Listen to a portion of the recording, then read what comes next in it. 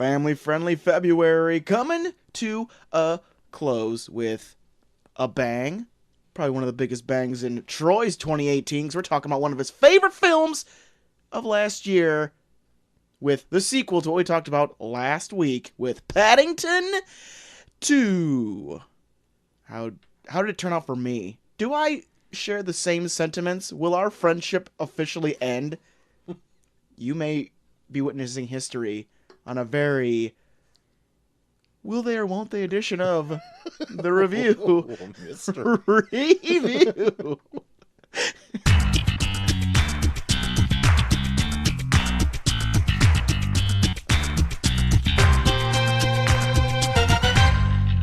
Marmalade.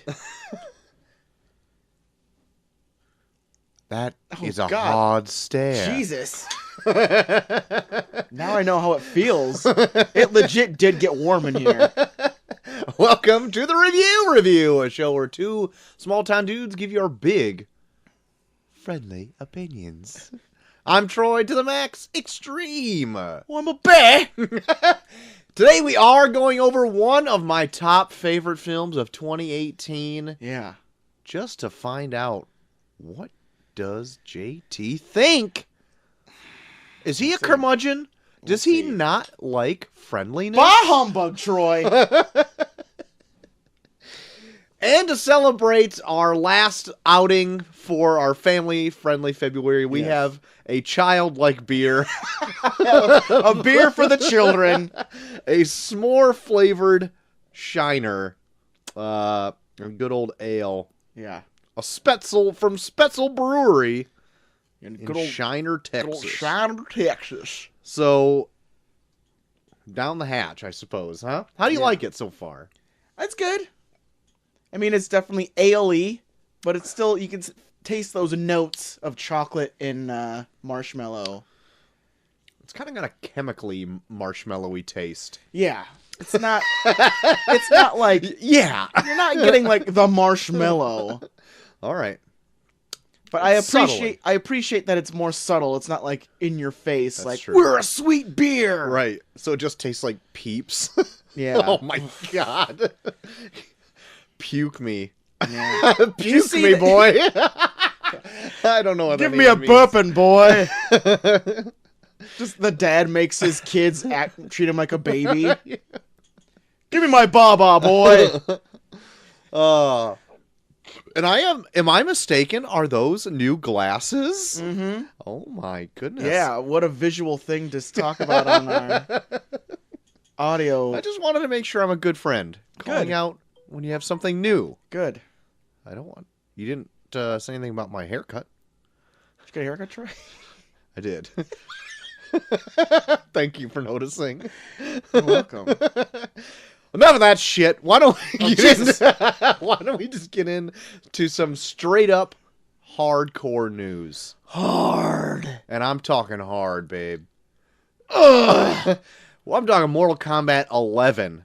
Did you see who just joined the roster as of this day in 2019? Who? A fan favorite, Johnny Cage, is back. Oh, I saw that. Someone tweeted on my Twitter that where you do tweets. Right. You look like a geek. He is an older fella. But I kind of liked it. His like fighting style is like action movie karate kind of, along with his like shadow kicks and like force balls and stuff like that. Oh yeah. And he can call in a stunt double to hold his opponent, and he comes in and punches and kicks him and stuff. I want to say they had that in the last one too. Oh, did they? I think so. I thought he wasn't in the last. He wasn't the last one. Yeah. Because he's in it. Cassie Cage, right? Yeah, his daughter's in it too. I thought it was just her. No. And then no, yeah, because he's the one that does the "Here's Johnny" when he pulls. That's right. He pulls the rib cage apart and sticks his head through the fucking cavity. When you said cavity, that made me just feel ill. But this one is fatality is like a play on his glitch fatality in Mortal Kombat 2 where he would uppercut him 3 times. Yeah. Where he goes to uppercut him once and like punches her jaw off and he's like, I didn't feel that one. That was good. So then you could see the board clap like, all right, take 2. Perfect. And he comes in and does it again. He's like, who hired this guy? And then it goes to another board clap and he comes in and finally punches her head off and it like sticks onto his hand. Oh, fantastic. It's good stuff. And then That's he takes out a awesome. Johnny Cage action figure and puts it in the nut punch split. And then he just like gives the finger from behind. It's amazing. I can't That is wait pretty awesome. to be a Johnny Cage in I this hope they game. do bring back Cassie Cage for this one though, because she was fun in the last one. Yeah, from what 'Cause she was like what a I valley, played of it. yeah, she was like a valley girl type. Mhm. I think one of her fatalities was she just like shot a dude in the head and then put bubble gum in like the bullet hole and then it filled full of blood until it popped. Yeah. Grotesque. It's about as gross as that cavity word you said just before. But yeah, I love Mortal Cavity. Kombat. It's one of my favorite things ever. I know. I'm looking forward to seeing what happens with this, especially that time guy or whatever, whatever the hell that is, the hourglass, The time guy. the time guy. Oh, that's his name. I think it's a girl, isn't it? Time chick. Time guy. But it also is just her name is Time Guy. Yeah, her name is Time Guy. That's right. Why not? It could be a different universe. Come Things on. mean different things in different Yeah. universes. Yep. JT, pretty soon, up and coming here, we got a stacked blockbuster real early part of the year. Yeah. Coming up pretty soon. Yeah. We got Lots of stuff coming up. Captain Marvel. Yeah. Shazam. Coming up. Yep. Hellboy. Yes. And we also got that Avengers Endgame. So many. So many. Endgame specifically, we have a box office estimate already Oh boy. of what it Is may going to be. get that opening bill. Oh, Jesus. Almost. So, Infinity War's opening weekend box office was a staggering $258 million. Sheesh. Endgame is estimated to blow that out of the water already I can imagine. at approaching $300 million for its opening weekend alone. More money than some movies make in their entire theatrical Yeah. run. But this one is estimated at just below at $282 million. You know what? I hope it hits it. I hope this Might as well. sets a precedent that will never be hit again. Might as well. This is the continuation of something people have been waiting for 10 years. Yes. Yeah. And I've been actually, because they've been putting out more TV spots for it. Yeah. I've been trying to stay clear of those as much as I can because yeah. they'll be auto playing like on Twitter and Oh, yeah. Facebook and Yep. stuff like that. Yeah. So I'm just like, oh, get out of here! I don't want to see it. Stop! I don't even want to see like Captain Marvel stuff, to be honest. Well, I heard that all of their promotional stuff, they're only going to show the first 20 minutes. Even though even that's like too much. I want to know nothing. I'm stepping back. I don't I want. want to be there for it all. I don't want to be like, okay, seen I've this. seen it. Seen it. It's old Hurry up. shit. Hurry up, first 20 minutes. I got places to be. Might as well take a snooze during Yeah. this. I'll get all my Seen peas it. out right now. So yeah, that's a big buttload of money. God, Disney's Yeah. gonna rake it in this year. It's disgusting. It is disgusting. And the fact that they're probably going to make most of their money off of just rehashing old shit. Like, not even Yeah. being creative. right? Just remaking things, but with people. Yes, they're doing that. Finishing up finishing up Star Wars, this run of it. Yeah. Finishing up this kind of run of Avengers. Yeah. Doing Aladdin. Doing Toy Story 4. Lion King. Lion King. Christ. It's sickening. Cavity. That's how sick it is. Filling that cavity of a summer movie season. Full of Dolores. Well, while we're on the Disney train, Disney, probably with its box office alone from Avengers Endgame, Yeah. is reportedly going to try to buy out Warner Media's stake in Hulu. Now, what I found out when I did the research on this is that, Yeah. so Disney ABC owned 30%. Yeah. Fox owned 30%. Comcast NBC Yeah. owned another 30%. And then Warner Media owned the last 10%. Yeah. Which I had no idea they even had a stake in that. So their stake in it, if they were to get bought out, is less than $1 billion. Yeah. Like, whatever. Disney's got the money anyway. Yeah, no shit. So they would buy them out, and that would leave them with a staggering 70% stake in Hulu. Yeah. Are they just gonna make Hulu their streaming channel then? Like, why do they want Hulu so bad? I don't know. The only thing I can recollect, and this is even like a rumor, is that they would put their more adult-oriented things that they're like gaining from Fox and all these other properties on Hulu. Yeah. And their Disney Plus option would be like their big franchise things like Star Wars, gotcha. Avengers, Gotcha. Toy Story, all that kind of stuff. And for the family. Yeah. As much as like Avengers all dying can be for a family. But there's gonna be a big censor bar over everyone disappearing at the end. Yeah. So yeah, that's what I think the internet is pretty much has a common consensus. That's what they want to do. Just imagining now, like you just bouncing Macy on your knee, pointing at the TV as everyone is dying. Yeah. Look, Mace, he don't feel so good. Look, he's dying. I love you. As I have her in a headlock. No. No, I swear. I wouldn't do that. I just have to say that out loud. Yeah. For legal reasons. I do. You don't want child services to show up tomorrow and be like, so we're fans, and right. we were listening last night. Love the show. Yeah. Hey, Troy, big fan. So, by the way, got a question. We need to go over this. Roughly 7 minutes into your podcast, you stated as had your kid in a headlock. Yeah. Just looks over their Just glasses over at me. Sir.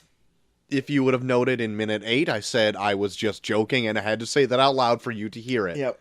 Apparently you're too Get busy off my scribbling off your tri-carbon copy notepad. Did you listen to the whole show before you fucking show up like this? Yeah. You douche. Yeah. You douchers. I love how we're yelling at these hypothetical people. I know. Sometimes we just go off the rails. Tell you what. Hey, you know what's on the rails? Hey! This is a terrible segue. Still wrestling, JT. Yeah. Your passion. It's what I live for. Stone Cold Steve Austin. Yeah. Has co-signed off. Now, I don't know how big a news this is. It's probably no news. I had a hard time actually finding any news today. Okay. But he signed off on Kevin Owens using the stunner as a finishing maneuver. Okay.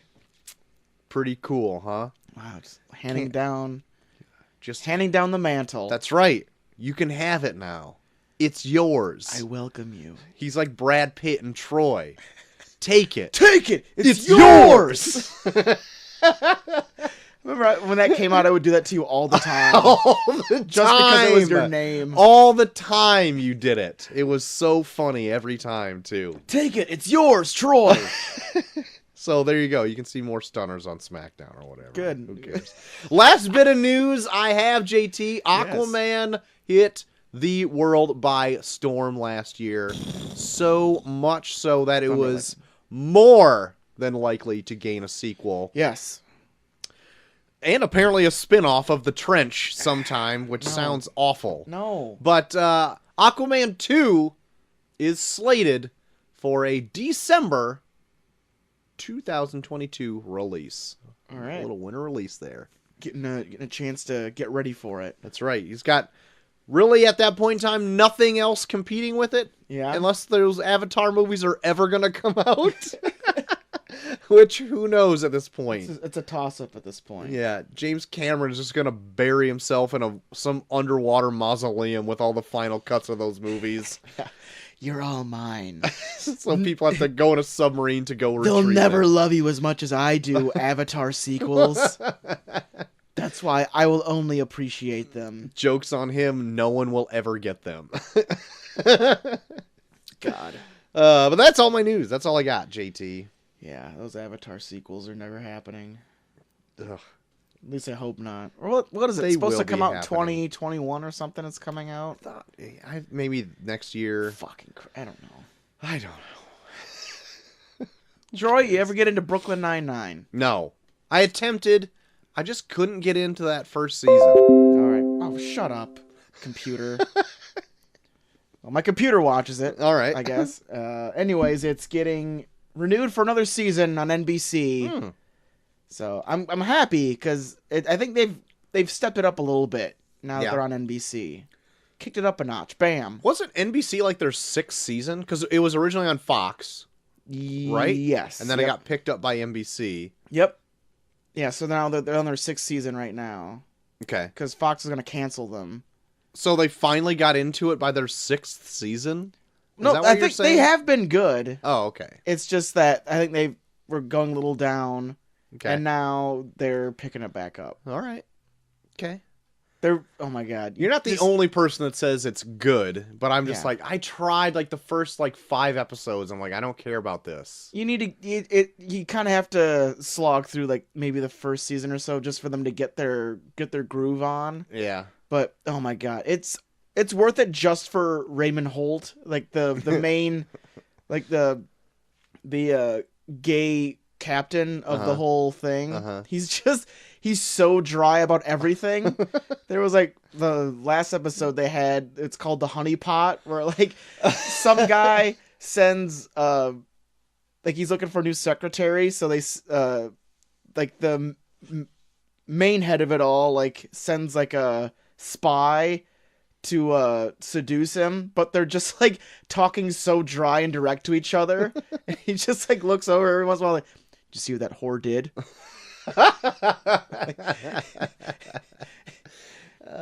Brother. Like, oh, it's just so good. It's just like he was talking to me about oak barrels the other day, little slut. Well, that does sound good, calling people sluts and whatnot, but I don't know if I can wait 6 seasons for it to get there. It gets good before that, though, Troy. I'm just saying. You said. You said. You say. Brooklyn Nine-Nine gets good in season 6. I only hear what I want to. Lisa Loeb. Check her out sometime. Yeah, check it out. Troy. Yes. We're going to be talking about it on Monday, but the Umbrella Academy already got renewed for a 2nd season. Good. On Netflix. Good. Which is good, yeah, because they, a little bit of cliffhanger. Woo! Was it? Not to spoil too much, but a little bit of cliffhanger. It gives a bit of a good old jump start to want to know what happens in a season 2, for sure. Yeah. Good on them. Good. More on that on Monday, though. Eh? Yeah. Don't want to give away too much. Blow the wad right now, JT. Jeez. Warm me up first. Buy me dinner first. Warm me up first. Troy? Yes. Got a little bit of a revival to talk to you about. Beverly Hills 90210 coming to Fox. Finally. Back, baby. They're back at home. They're back, baby. So is this another revamp of it? Is what you're saying? So. Yeah, because it wasn't there like one on like UPN or something. They just called it 90210. Yeah, where it was like younger people in the. Yeah. It was just a total remake. I don't care about this at all. Yeah. So, are they bringing back the original cast now that they're like 50? I hope so. I hope Probably so not. too, because that would be gross. Probably not, because people want to see hot people banging. Are they still hot though that they're 50? I don't know. They'd be cougars for sure. For sure. Couging it up. Sure. Do you think they'll come back with some sweet sideburns? Ooh. They started that sideburn craze in the. Luke Perry. I know. Mamma mia. Mamma mia! Troy? Quiet Place 2. Yeah. Guess John Krasinski. quieter places. John Krasinski is on to direct. Okay. And I think Emily Blunt will be back as well. Okay. So we will see. Won't we? Will it be as good as the first? Bring it on. We'll see. I personally don't think it really warranted a sequel. I liked it. I just think a sequel, I think fleshing out this universe a little bit, I don't think will be like as, you know, like, once you like learn too much about like the threat, it kind of like loses its mystique. Mm-hmm. And then even when you go back, you're like, oh, now I have like a bunch of context now, and I'm like, now these things I don't care about at all. Yeah, and like now that they know that it's like, oh, we need to find like a certain frequency to just fucking kill them. Yeah. I mean, the monsters did look cool. Yeah. But like, I don't know, make it good. The first one was good. Oh yeah. Why not? Give it a shot. Do whatever you want. Sure. I don't care. Who gives a shit? Live your life. Yeah, do whatever. Live your life, John. Jesus. John. Well, Troy, we had a huge awards week this past week. Did we? We did. We had, of course, the Oscars. But before we talk about those, we got to talk about those Razzies. The Razzies took place, but they take place the day before the Oscars, of course, as always. Right. Who do you think won the big Golden Raspberry for Worst Picture of the Year? Worst Picture? I don't know everybody that was nominated, but I'll just say Holmes and Watson. It was Holmes and Watson. Was it really? Yes. That was just a guess. Man. Good on me. Which is crazy because I would have sworn that Gotti probably would have been even worse. Apparently, But it's maybe that Holmes and Watson is just fucking dog terrible. shit. Yeah. I don't know. Now I'm kind of curious to see it. See how bad it is. Yeah. Yeah. Isn't that bad?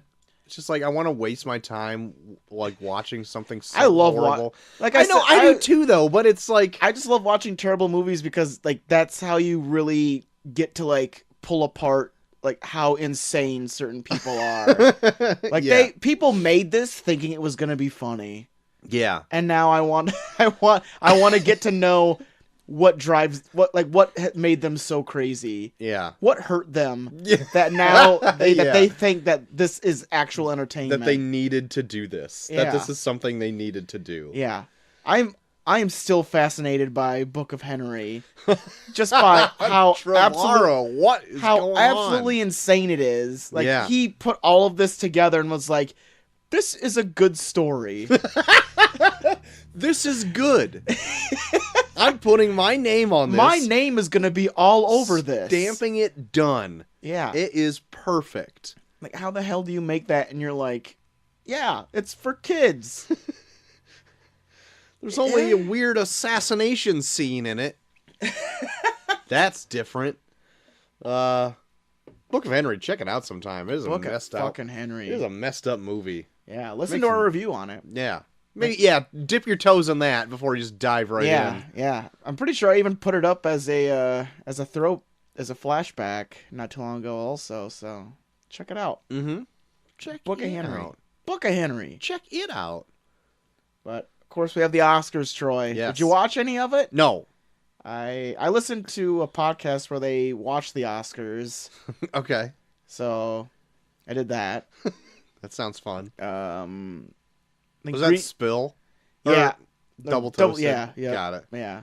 They've been double toasted forever, and I still call them Spill. It's easier. It is. Spill's easier. But trying to remember. I know Best Picture one was Green Book. I heard that. To everybody's big fart sound. Yeah. Everyone hated that, and it won. I don't think everyone hated it. It's just like, really? That one did, huh? Really, out of everything, you pick that. I think that one is like one I knew the least about, so of course that one was gonna win. Yeah, yeah. The one that I was kind of thrown back by was fucking Rami Malek winning for Best Actor as Freddie Mercury in Bohemian Rhapsody. Yeah, who was he up against? Like a lot of people. Like, let me look it up. Yeah, because it's Didn't Bohemian Rhapsody also win for best editing? Yeah, it won for best editing, which is hilarious because there's a thing you can find. I think you can even look it up on YouTube. Like, they show a scene from Bohemian Rhapsody where they do 30 cuts in 45 seconds. I saw it on Twitter. More than half of them are just people mugging for the camera. And that won for best editing. Yeah. Whatever. Yeah, because I heard somewhere, like, Brian May from Queen, like, fucking politicked his ass off to, like, get this movie noticed. Yeah. So, like, it's literally showing how fucking full of shit the Oscars are. Like, they're just... If you, like, blow them just in the slightest, they're gonna be like, oh, yeah, look, yeah, your movie. Oh, yeah. You want your movie to win? Oh, yeah. No teeth. Yeah. Yeah, they're, like, all about... It's... I don't know. Cavity. It's a real cavity. Yeah, it's just... It hurts. I'm just not... I don't like Bohemian Rhapsody. I don't know. Somebody was trying to tell me, like, if I like Queen, I should watch that. And I'm like... No. I know. I totally agree with you. But it's kind of like... I don't even remember who was telling me now. Well, I guess it's like a person doesn't really care about any of that stuff. And it's like, no, you will love it. And I'm like, okay, well, I heard it's just, like, not even, like, real. It's not real. It's not real. They play with your emotions, man. Brian May. It's just fucking with everyone. It's just not good. Yeah, and they, like, won, like, all of, like, the sound stuff, too. Like, sound editing and sound mixing. Like, I was really hoping for Quiet Place for sound editing. I thought that was going to be good. Just because they could play with all of, like, the lack of sound. Yeah. But, of course, they didn't do that. Fuckers. Yeah, but Rami Malek beat Bradley Cooper for A Star Is Born, Willem Dafoe for At Eternity's Gate, Viggo Mortensen for Green Book, and Christian Bale for Vice. Which I heard Christian Bale is, like, really fucking good in Vice. I wanted to see Vice. Yeah. I'll see it sometime. It looks good. And Christian Bale, like, unless you know that it's him under that makeup, like, you couldn't even tell. Did he gain all that weight to be Chaney? I think he did. Holy shit. Yeah, I saw a picture of him, and he's got, like, a fucking belly. I am fucking blown away. Yeah. Because I kept seeing tweets, like, this last weekend. For whatever reason now, they're just talking about how big Christian Bale got or how small he gets for roles. Yeah. And I'm like, I could have sworn that's, like, a fat suit. No, it wasn't. Holy shit, Yeah. Bale. Like, I heard, like, he, like, legit, like, went as far as, like, just eating straight butter or something, Oh, too. Like, to God. fucking gain all that weight. His heart. I know. His heart. I saw, like, someone put up a tweet where it was, like, it was just, like, it said, I'm a body guy, and it was just, like, fucking a scene of Christian Bale from The Machinist, from Batman Begins, from The Fighter, and then from Vice. God. And it's like, oh my god, he's gonna die. He can't live.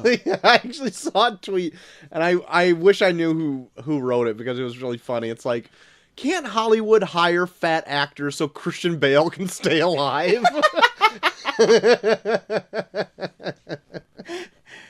Oh my god. Yeah, no, the Oscars, from what I heard, I didn't watch them, but from what I heard, the Oscars sounded a lot better without a fucking host. Oh yeah? Like, they went by a lot faster. Were they still like 4 hours long? It was like 3. I'm stoked that Into the Spider-Verse won for Best Animated Feature. That's like the best news I got out of the whole thing, I think. Yeah. And Black Panther won for like best costumes. Score? Yeah, best, like, costumes and score. Okay. I can see that. There's a lot of like inventive costume design in that I think movie. Black Panther won like 3 Oscars altogether. That's pretty cool. So they're officially beating DC, Troy. Marvel's officially beating DC. Didn't they win like the same Oscar that Suicide Squad won for like best costumes? No, Suicide Squad won for best makeup, and I can't remember who won for best makeup. I think I think Vice won for best makeup. But didn't anybody tell them that was just Christian Bale not in a fat suit? No, but they had to. Yeah, best makeup was Vice, but no, Okay. They actually had to like make up Christian Bale's face. Right. Yeah, I get it. And I guess like Sam Rockwell kind of looks like George W. Bush in it too. Mm-hmm. So hey, there you go. Good job, Vice. You done it. There you go. Done it. Another one that I heard people were bitching about was First Man winning for best special effects, like up against like Avengers: Infinity War. Those blockbusters will never be in there for even for like things that they deserve. Yeah. For like effects and shit like that. Mm-hmm. 90% of that movie, there's nobody standing in front of the screen. It's not even people. Yeah. It's all CGI. But Josh Brolin looked really like just for Josh Brolin alone in Infinity War. Oh yeah. It felt like I completely agree. needed a fucking something. Right. Like when they get close to his face, you can see his fucking stubble. Yeah. Like someone like animated that. They were like, "No, he needs stubble." Right. Why? Get up Go close. home. Get Go up home close, to your you'll know why. Go home to your wife. Stop staying at till 3 a.m. making stubble on Thanos. Empty that piss bucket under your desk. Just a few more whiskers. Oh my god. But no, yeah, the Oscars are full of shit, but I had fun listening to them. Oh, that's good. I did watch Bradley Cooper and Lady Gaga's rendition of Shallow, and it looked like they were gonna fuck each other at the end of that. I think I saw a screen grab of My it. And God. I'm like, what the fuck is happening? Yeah, you're a married man, Bradley Cooper. Over here looking like you're about to just Put fucking it in. Yeah. Think he's about to bury his face in her something. In her something. Somethings. Golly. So there you go, the Oscars. Boy, Sure, howdy. everyone else knows. If you want to know anything we didn't bring up, you can look them Just up. look it on the internet. Yeah. Fucking A. Yeah. Well, is that all your news? Yeah. Perfect. But I do have a bit. Holy shit. I do have a bit, Troy. God damn it. To whip out the bit. the bit for Neil's bits.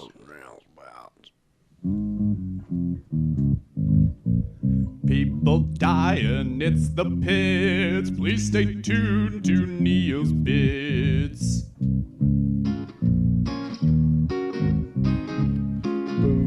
Boop, boop, boop, boop, boop. I'm Neil. Oh, Neil, we have fun here. Neil, we were having so much fun. Come here and try and defend yourself sometime, you piece of shit. Troy dying at 48. Oh my god. Yeah, from a suicide. Oh my Yeah, god. it's pretty sad. Comedian Brody Stevens Oh yeah, I did see that. Yeah. Yeah. passed away. There's a lot of his comedian friends on Twitter this last week. Yeah. Just celebrating his life and stuff. Yeah. He's like one of those guys where like I never really knew his name, but every time I saw him, I'm like, oh yeah, that guy's funny. Yeah. I think he did like cuz I don't think I've ever seen one of his stand-up specials, but I've seen like little bits of his like when he'd be like on At Midnight or like other like little bit shows kind of like that. Yeah. Always thought he was great. Oh yeah. And apparently I guess he like opened for At Midnight too to did like warm up the crowd and all that stuff. Yeah. I don't know why I'm bringing up At Midnight. The show hasn't been on for like 2 years, but Sure, I think you missed At Midnight. I loved that show. I thought it was great. Bring it back, you Golly. assholes. I loved At Midnight. Anywho, but yeah, it's it's gone now, just like Brody Stevens. Mm-hmm.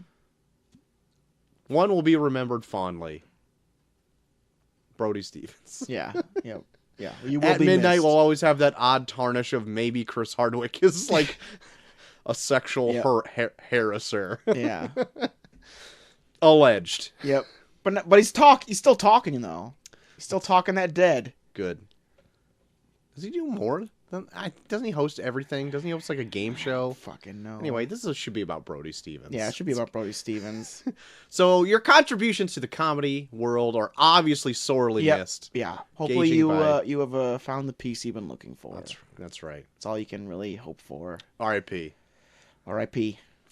Well, JT, 'tis done. Tis done. Tis done. Tis done. Tis done. That means we got some trailers to be talking about. The footage is out there. The movie is done. Just fucking put the movie out Put already. it out. What the hell are you doing tickling my balls with these trailers when you could be just giving me the fucking movie? I only have one, and then I have comments on 2 other trailers. Okay. That aren't out yet. Oh, shit. But I wanted to just bring them up during this segment instead. Fair so, enough, go ahead. Do yours? I got 2 trailers, Troy. I probably have one of yours. I'm sure you do. I'm sure you do. I'm sure you do. Whatever. Whatever, fucking nerd. I watched the full-fledged trailer for Rocket Man. Yes. The Elton John biopic. Mm-hmm. I want to like it, but I'm still have that Bohemian Rhapsody feel bad from taste it. In your mouth. Like I'm even seeing scenes that remind me of Bohemian Rhapsody, where it's like him playing and everyone just stopping and being like, "Oh my god, what the fuck am I witnessing?" Oh my, right now? Oh my god, he's fucking playing the piano. He came up with that song just now. He is a fucking god. Oh, I feel so real. Lying here. What heaven did you come from, sir? You get me. Oh my god. And I say softly, slowly. Hold me closer, tiny dancer. Da-da-da.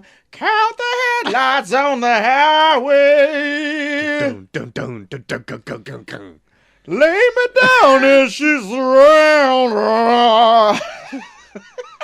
Etc. There you go. Oh, see danger. Oh, I danger. can hear that through the whole house. Perfect. We're singing Elton They're John. howling like wolves in here. Yeah. Why? Talking about Rocket Man, the movie. Man, Elton John movie. Alright, it's appropriate. Taron Egerton. Ooh, Eggsy? Is he singing in this? Like, is it actually his voice? It might be. Because it didn't sound like... Yeah. It sounded just off of Elton John, but a pretty good impersonation, I think. Yeah. And Chelsea is getting We're real talking moist about over here how right now. hot Elton John is. And it looks like they're going to have musical numbers in it, which is what is getting me, like, happy for it. I kind of want to see that amped. You're getting amped. Getting nasty horny. Yeah, it's getting me so horny. So horny. Yeah. Oh, that was racist. Oh, gee. Oh my god, why'd I do that? Yeah. I feel bad. Troy, go sit in the corner. I am in the corner, You're a technically. racist father. That's you in the corner? Easy. Is that you in the corner right Yeah, now? don't put me in the corner. Did you tell me your Or the daughter spotlight? called you by your first name? Yeah, my daughter called me by my first name today. She's not even 2. How insulting that is. She doesn't say mine. Could have been worse. Could have called you dickhead. That's true. I don't, watch my mouth very well in front of her. Oh, as you scoff, you know I don't. That deserves a Paul laugh. Paul won't even listen to this to get it. Yeah, let's bring him back on again so we can talk about his cell phone His for new 30 fucking minutes. cell phone unboxing. What a joke. Never back on the show again. Not ever. He's banned. Yeah. If you talk about your cell phone for more than 30 minutes, you're banned from the show. You think there's this tech crunch? Get out of here. It's just a bunch of Apple listeners just jerking off. Listen to our It was like an listen to our LG. Blade Runner 2049 episode. What a butt munch. Anyway, Rocket Man, I didn't watch the trailer, but from the sounds of it, it sounded promising to me. Yeah. I heard you listening to it. Yeah. Or I And heard you watching it. The from musical over here. numbers look fun in it. I do want to see it, but there are still those scenes where it's like people are witnessing the second coming of Christ because he played the first few notes of Rocket Man. Ah. Where it's like, okay, you didn't do that. At least there's fancy costumes in this, it looks like. Oh God, yes. He's dressed like extravagant. I'm pretty sure he's actually dressed like a peacock at one point. Oh, great. I love it. Any other trailer? I saw the trailer for look before I saw This is the rest of the show, guys. Get ready for it. Yeah, we've already given up. Enough. Get ready for Paddington 2. Yeah, it's coming right around It's the gonna be corner. coming around after we're done for saw the trailer for Detective Pikachu. Yes, the that's second one. That's the one I got too. I'm kind of falling into this idea a little bit. This trailer kind of turned me around. It looks fun. The special effects look really good. Mm-hmm. And I don't know anything about Pokemon, but I mean, it looks like it's gonna go so insane that it won't even really matter. Yeah. Somebody that I work with today, he's a little bit younger than me, but Pokemon was his jam. It came out right at the right time for his age. Yeah. And so, like, it's like nostalgic for him and everything. Yeah. He's really looking forward to seeing the movie. Where he asked me, and he's like, I'm like, I don't know, maybe I'll see it. And he, like, cut him to his core that I was so nonchalant about it. And then he was saying that it's probably going to be the best received video game movie ever. And I'm like, yes, kind of. I guess. Yeah. It wasn't a video game first. Yeah. It was a card game first, right? Or no, it was an anime first.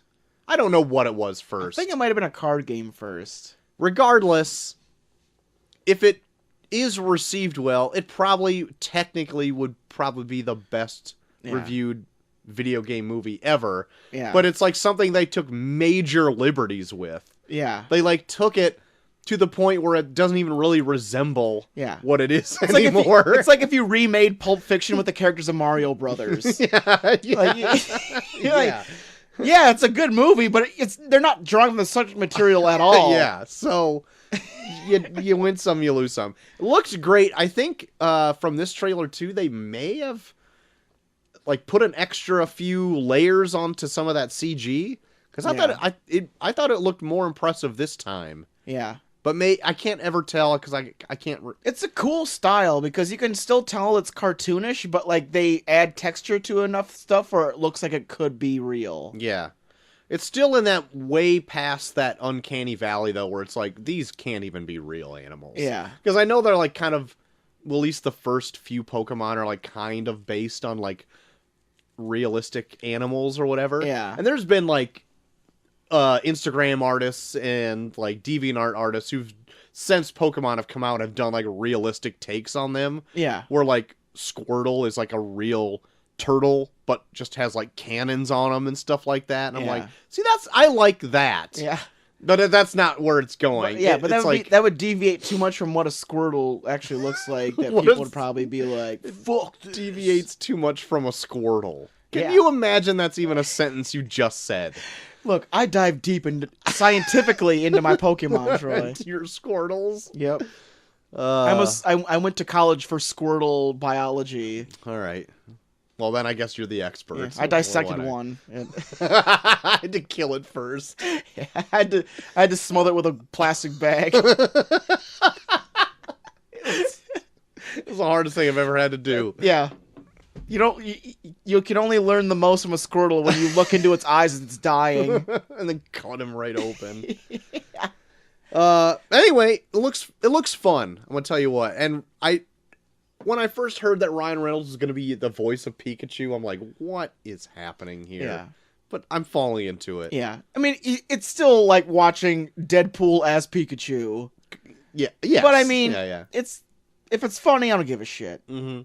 I had to educate Molly Pop on Two Guys, a Girl, and a Pizza Place the other day. She didn't even know it existed. I could see that. Yeah. I know, I'm sure there's plenty of shit where, like, yeah. I barely remember it. I know it is a thing, and I know Ryan Reynolds was on it. Dude, I remember watching the fuck out of it when it was out. I think it was, like, part of TGIF. Maybe near the end. Yeah. I don't know if it was. Hey, Google. Was Two Guys, a Girl, and a Pizza Place a part of TGIF? I think that's too specific of a question. Sorry, I'm not sure how to help with that yet. I knew it. What are you good for, Google? Oh, quiet. She's listening at all times. God damn it. I am wired to the brim with those around the house. She's gonna- Do not fucking She's gonna talk send, bad like, about nanobots into my house. And I'm just gonna, like, show up next week and just, like, totally wide-eyed, just, like, talking about, Troy, did you buy more Google stuff? You should really look more into more Google things. Did you hear that the Nest security camera had a secret microphone in it? Not to listen, just to be there. Yeah. We don't want to hurt you. But we can. Anyway, okay, the other trailers that I got is that... So, like, 2 weeks ago, Mike Mignola, the creator of Hellboy, said that there's going to be a new Hellboy trailer coming soon. Yeah. It's going to be better than the first one. It's gonna be the tits! It's going to be the best fucking thing in the world, brah! Which he would never say. But that trailer's still not come. And Yeah. Hellboy is so soon. It is Yeah. coming out in mere weeks. Yeah. Like, at least in a couple months. It's Let me see. like 6 weeks, I have it on my... pretty much. I have it on our calendar because I figured we were going to review it. Yeah, of course. Of course. Obviously. Of course. Of course. Let me see. Not March, April April. 14th. You beat me. Yep. April 14th. Yes! Yes, yes, yes, yes, yes, yes, yes, Oh, no. yes! April 12th. Oh, but the weekend's the 14th. Yeah. Yep. Great. Glad we finally nailed it. But where is it? Where's all the stuff for it? Is it waiting for like Captain Marvel hype to die down maybe? They're playing an endgame, Troy. They only showed us the first 20 minutes. Yeah, even that whole part where it looks like they're in hell and he's got the whole horns on and stuff. That's the first 20 minutes. All right. Well, yeah, I don't know. I just want to see more of this. The first trailer threw me for a bit of a loop. Yeah. Didn't know how to take it, They really. didn't seem too happy, Troy. I kind of settled into it on its like third watch. I'm like, okay, this might be okay. It has no tone of Hellboy at all. Yeah. But, you know, whatever. What do I know, right? I've only read it a bunch of times. Yeah, of course. Of course. Of course, of course. The other trailer I wanted to just chat about is that apparently there's a Dark Phoenix trailer coming tomorrow. Oh. Or the day that this drops. Yeah. I've been hearing nothing but abysmal things about that movie. I know, I can't wait. Even multiple test screenings of it have just coming back so negative. Yeah. That this movie is just gonna hit like a fucking lead balloon. That's and good go for nowhere. June 7th. Dark Phoenix? Yeah. 'Cause I have that on our agenda. All right, that'd be a good Possibly one. do. That'd be a good one to go see and complain about, I Yeah. suppose. God, we should. Yeah, I guess it's like my argument on like why do we even bother watching bad movies? Yeah. Because I'm like, I could do anything else. But I then love it bad makes for a movies. good. It makes for Yeah. a fun talk, I guess. Just imagine my face after Venom, and imagine how bad it's gonna be after Dark Phoenix. I can only assume I'm gonna feel way worse than seeing Apocalypse. Apocalypse was bad. Hey, Oh my god, I shouldn't even have brought it up. so I can bring up the wonderful love story between him and Angel. It's there, Troy. You just gotta watch it again. I'm not even. You just gonna gotta watch it again. It's dignify you there. with a response. It's there, Troy. It is nowhere in that movie. It's there. That movie is barely a thing. They loved each other. That's the only love in that movie. Then that movie was nothing but hate and venom and sinew Venom. spewed. Venom was terrible. Venom was also bad. Fuck. I don't know how it made so much money. God. Um, Gluttons for punishment. I guess so. They just want to see Woody Harrelson as fucking Little Orphan Annie in the next one. Motherfucker looks like Little Orphan Annie. He does. He does. Just coming in, he looks like a Hard Knock Life. Yeah. Golly. I'm an orphan and I'm What- gonna be Carnage. What a time to be alive, right? Oh, fuck yeah. Fuck yeah. What do we got for some tourney Troy, news? tournament of random movies. Yes. You were right. No one knows the edges. I knew it. I think I'm the only one that voted for it. I think I got like 83. Amazing Spider-Man won with like 83%. Yeah, it did. Jesus. Yes, it did. Which, speaking of polls, I got a bone to pick with you. Yeah, I know. Before we move on to the tournament, I got a little story to weave for all you guys. So, put out a poll just to get a feeler for if people wanted to hear us review the Fast and the Furious movies. Uh-huh. I'm not saying we do it every week, like every once in a while over the course of the entire summer. It's like maybe 1 or 2 Monday eps a month on it. Yeah. Just to throw it out there. Right. Right. Put it out there just to get a poll review. It was losing at one point, and then for some reason it got this big surge, and people were like voting like they wanted to see it.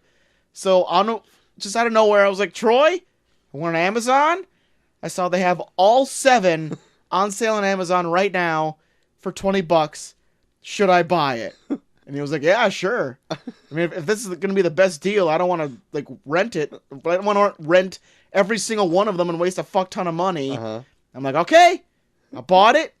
And then 3 days later, Troy reposts the poll saying that he's like, quote, trying to right the ship, campaigning to make sure people vote no Yeah. on this Fast and the Furious shit. And they started voting no after I already bought the fucking thing. So now, completely out of spite, I used my own followers to tell them how Troy fucked me over, and I'm pretty sure now it's winning. It is. So It's now, still winning. just to spite Troy, I'm gonna make him watch every one of those fucking movies. There's still 12 hours left. You won't. Nobody will. No hear this one's from- gonna fucking yeah. It'll yeah. be too late. So I was willing to let it go. Like, yeah, I was even willing to bite the bullet if just out of happenstance it would have lost. But the fact that you, after confiding in me that you would prefer if I would buy it, and then fucking me over by campaigning that people not vote no, put me on a whole other level, and I campaigned the fuck out of it. Good joke. Just to fuck you over.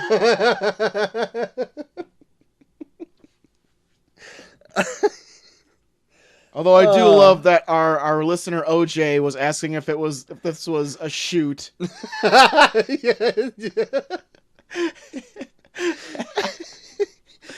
It was. It was. This is real heat, baby. This is real heat, baby. Because I know underneath, this is all fun and games, but underneath you're probably still like, that motherfucker. Saw and I was like, what the fuck is he doing? To be completely transparent, I forgot that you said you bought them, and I was like, do I really want to do them? I don't. And then you replied with yours, and I'm like, oh fuck, he bought the movies. I feel like a complete fucking idiot. But I still stand by it. I still don't want to watch them, but it is winning the poll. This is probably the closest poll we've had in a while. It's the biggest one too. There's like 20 people have voted in this thing. Yeah. It's pretty close. I just loved that it turned from like just to get a feeler to see what people want to like. I was seething. Yeah, yeah. It went to like a competition where I wanted to beat you so bad. More attorneys need to be like this. Well, with Amazing Spider-Man winning, we're now moving on to another quarter of a corner final Yes. matchup with, of course, Children of Men versus The Day After Tomorrow. Yes. And of course, Troy, I've got my trivia. 8 questions, 3 from one movie, 3 from the other. You have to figure out... Oh, and then 2 from either or. Yeah, right. And then you have to figure out which fact goes to which film. Troy, you ready? It was Children and what, Day After Tomorrow? Children of Men versus The Day After Tomorrow. Got it. Here we go. Fact number 1. The studio invited scientists to a screening of this film. They concluded that it was enjoyable nonsense. Day After Tomorrow. It was The Day After Tomorrow. So, yeah, it's a mess. Oh boy, It's a mess of a fucking movie. What I can remember, it is a mess. Fact number 2, Troy. A scene in this film shows actual immigrants entering the country illegally. Children of Men. No, that's also Day After Tomorrow. Really? Yeah. They actually filmed footage of people crossing, like the Rio Grande River illegally into the U.S. Oh boy. And I think they just, CG'd, snowflakes over it to make it look like it's changing. Wow. Okay. Yeah, I thought that was weird, too, where I was like, isn't that in itself illegal? I don't know. I don't have any idea. Number 3, Troy. A scene in this film caused the Canadian government to reassure its people that they are not being invaded by the U.S. You kind of threw me off with that immigrant one. Now I don't know. I'll say Children of Men. Also The Day After Tomorrow, No! Troy. What? Yes. There was a scene where I guess they had to use, they used, Black Hawk helicopters in Canada. Oh, And they had shit. to, actually put out, a bulletin to the Canadian good people PSA. to make sure that they knew that the U.S. was not invading Canada. Number 4, Troy. The director said he wanted the film to have a documentary feel. Children of Men. That is Children of Men, Yeah. Troy. Number 6. One of the most iconic scenes in the film was almost ruined by the director yelling "cut," but it was drowned out by the other noise. I would probably say Children of Men. Is that long take? Yeah, it's the long take. Yeah, Okay. from Children of Men. Okay. Because he yelled "cut" at one point, but it was drowned out by a tank, shooting off, right when he yelled "cut," so no one ever heard it. And they just kept going, eh? So they kept going, and then it ended up being Cut. the one that they the scene they used in the film. Cool. Number 7? No, I think it's 6. 6. Yeah. Trey Parker and Matt Stone got their hands on the script before the film was released and wanted to shoot the whole film with puppets and release it before the actual film. Day After Tomorrow? It was Day After Tomorrow. That would be great. Yeah. They didn't do it because I guess according to their lawyers they could get sued. Oh, that's too bad. Yeah. Number 7. One of the actors based his character on John Lennon. Children of Men. It's Children of Men. Michael Caine plays a super hippie in it, and he based it off of John Lennon. I don't remember much of Children of Men at all.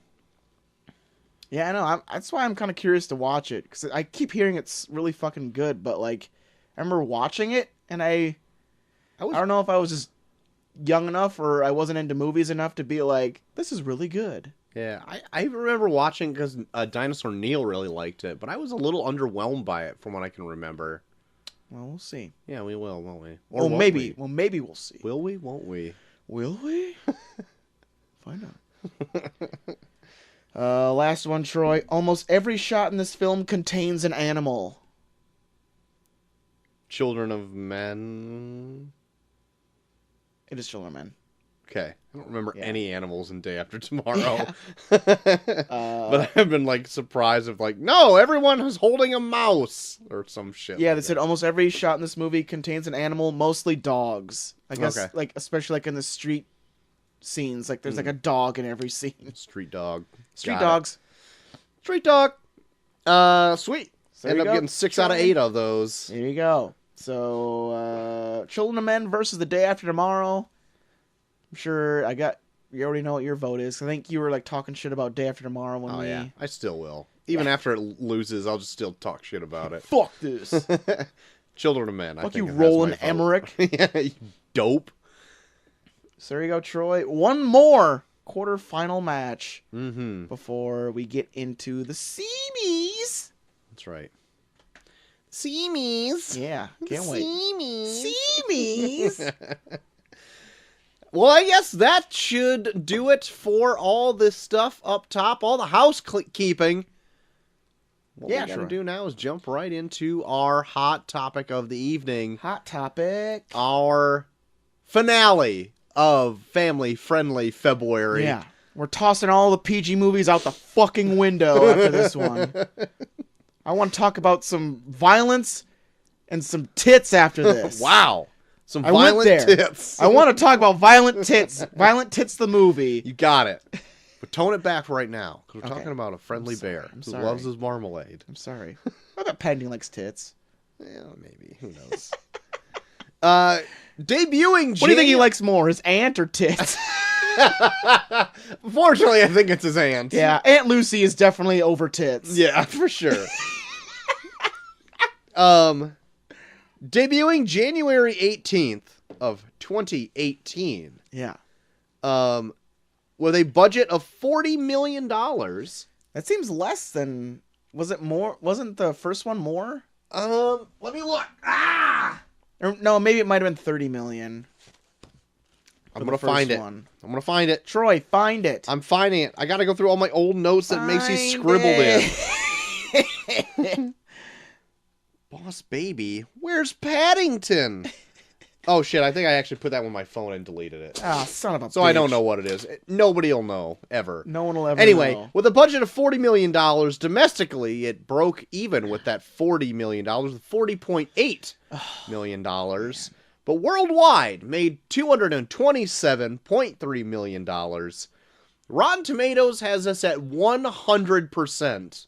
Still? Yes. Wow. IMDb has it at a 7.9 out of 10. Metacritic, 88%. And everybodyhasalesson.com, or everymoviehasalesson.com, gave it 5 out of 5 stars. It had 5 out of 5 lessons.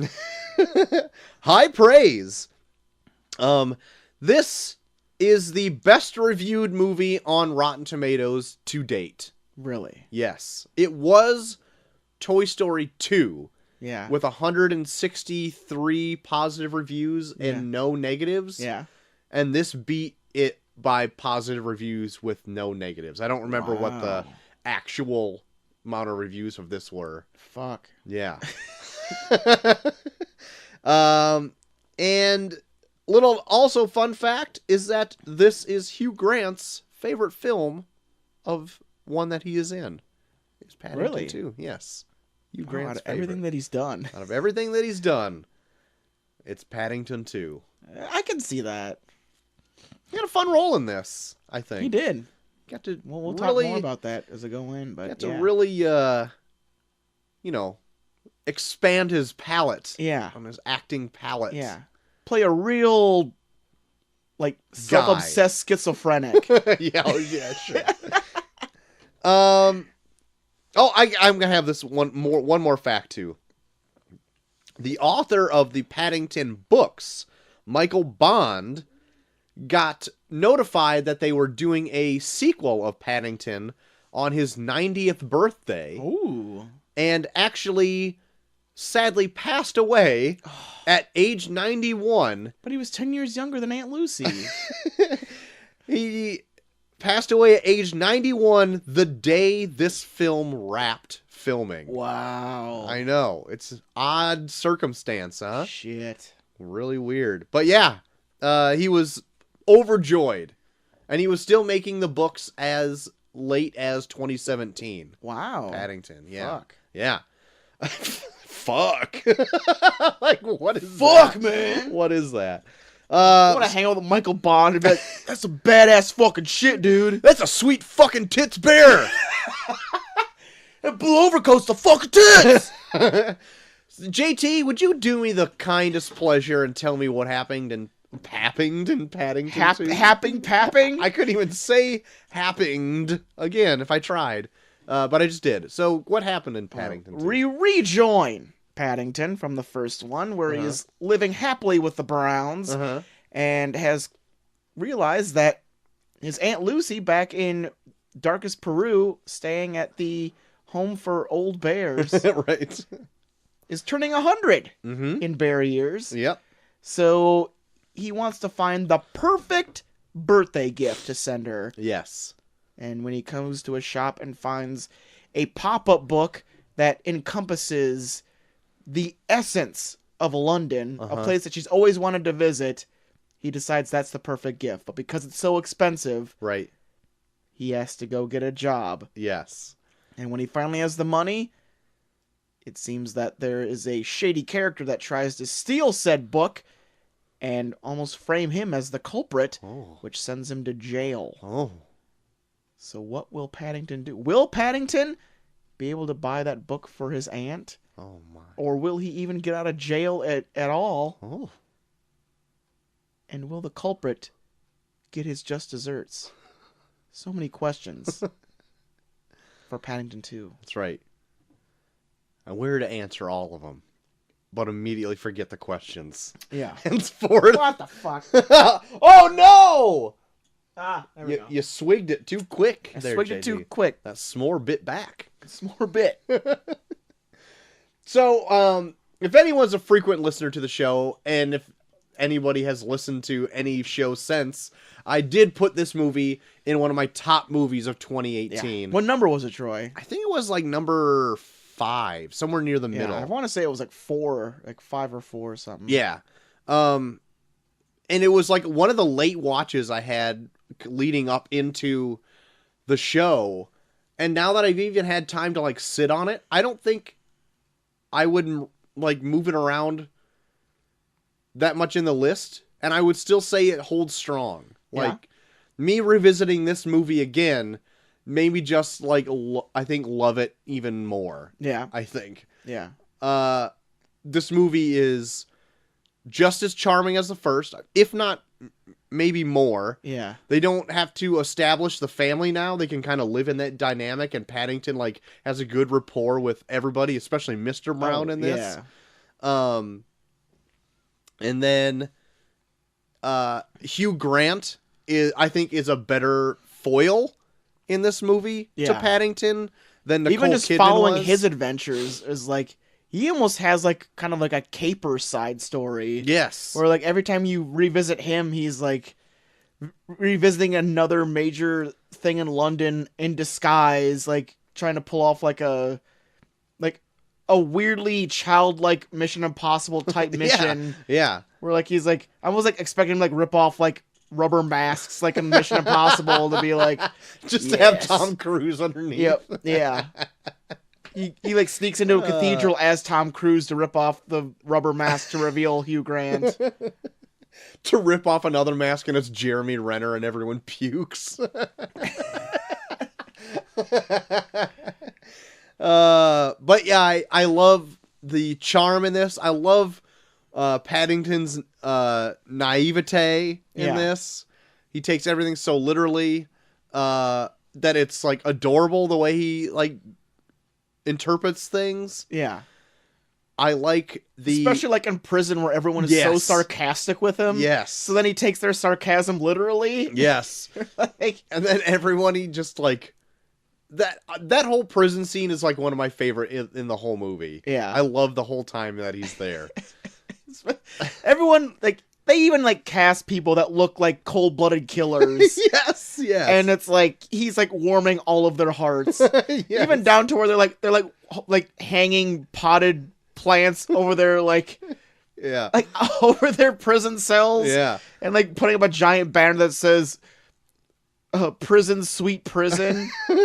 It's like even to the point where the warden is telling him all a bedtime story. Yeah, he goes on to like the PA to like tell everyone a bedtime story. Oh my god, it's so good. And then I just love the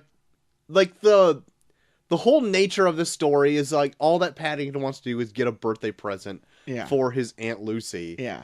And it is just like the simplest, most kindest gesture to want to do this for somebody. Yeah. And this whole caper like comes into play in the middle.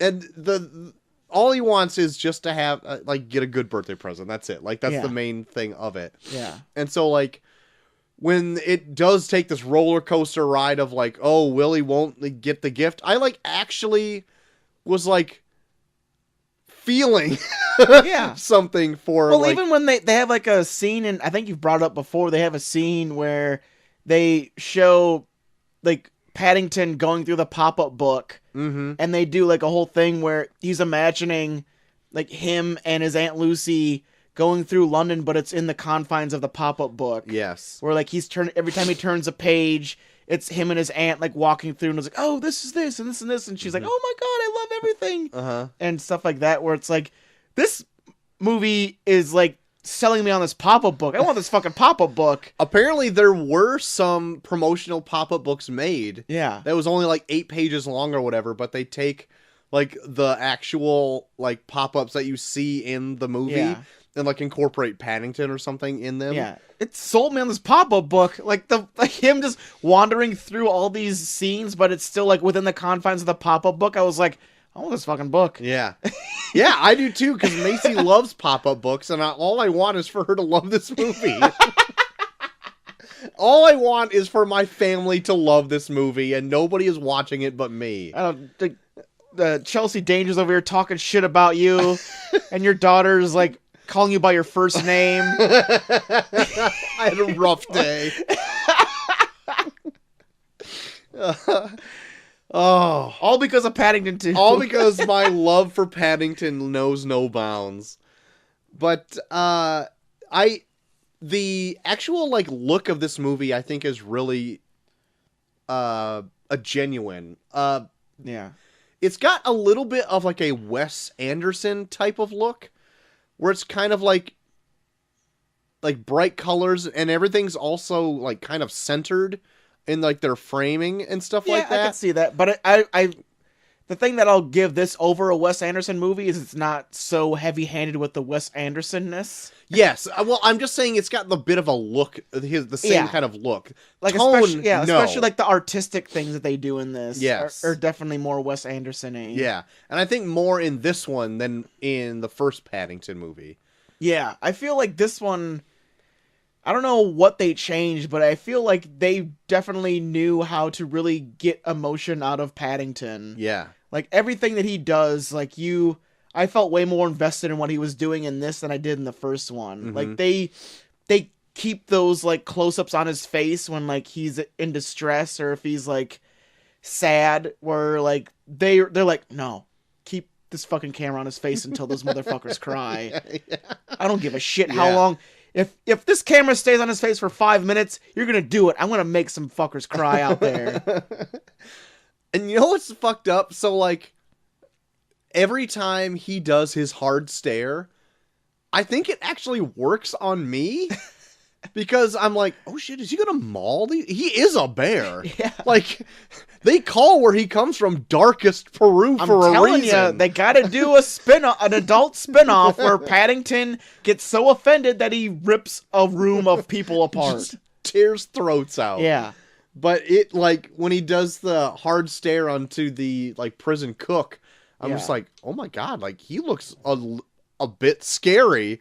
And I was like, oh shit, he's doing the hard stare. Calm down, Troy.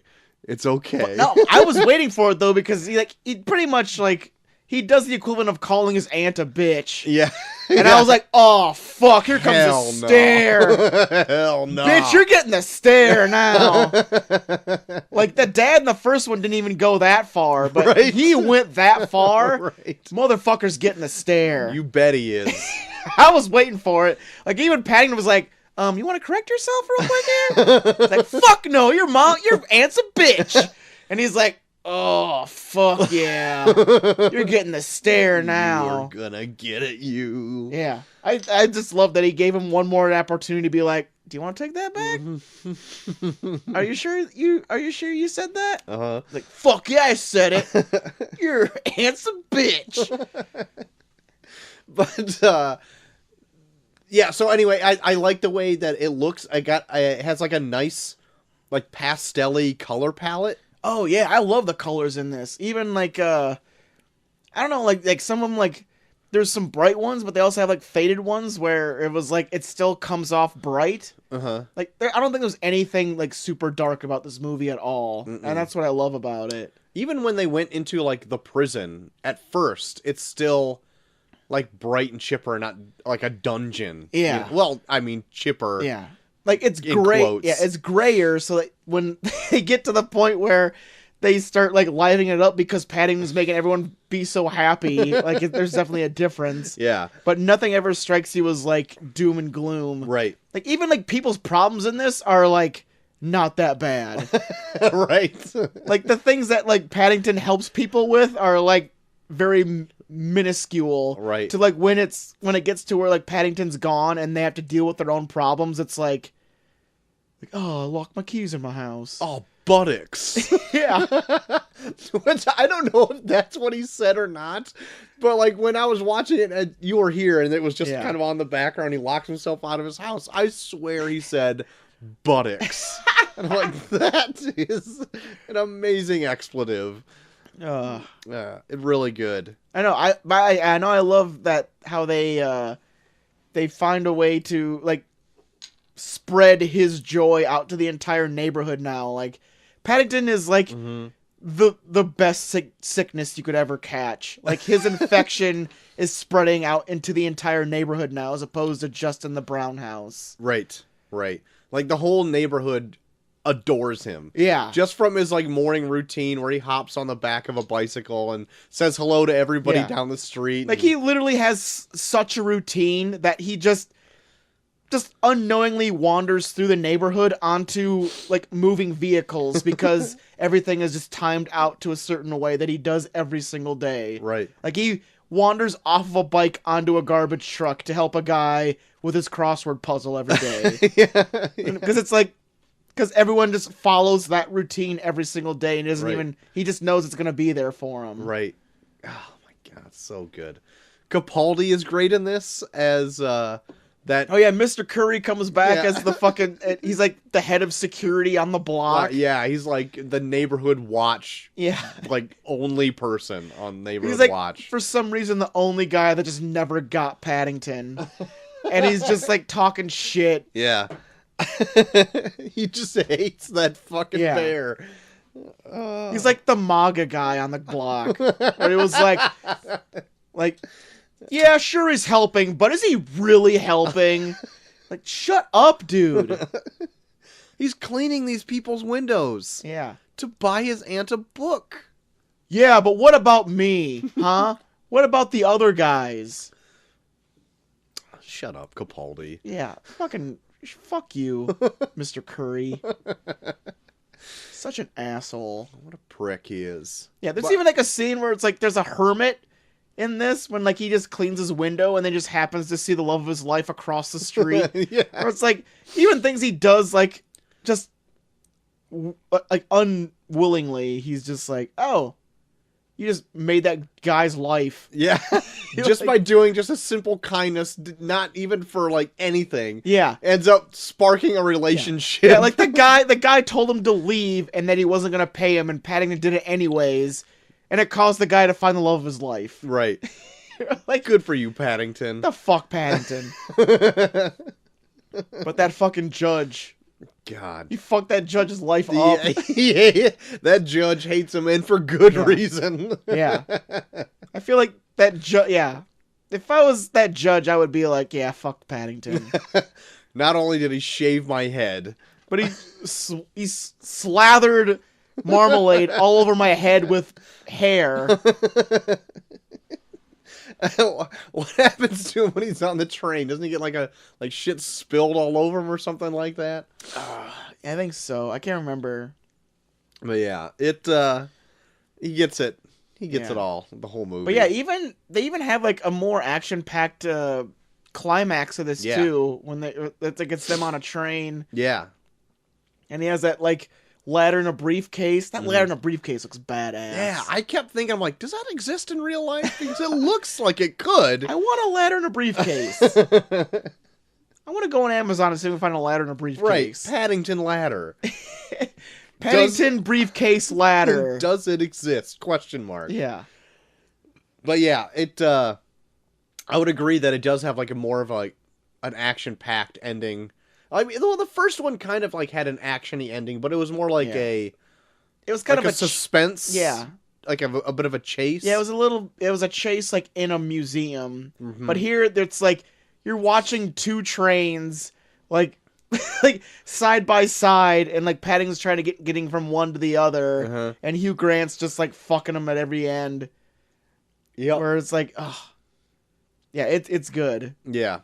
I don't even think we even got to the point like what Hugh Grant's even like against Paddington for. Yeah. I suppose you could jump into spoilers. I mean, it came out last year. I was just gonna spoil. Like, my whole thing is like, if it's out on DVD, you have more than enough chance to watch it. So we're just gonna spoil it. So Hugh Grant is kind of like a washed-up actor.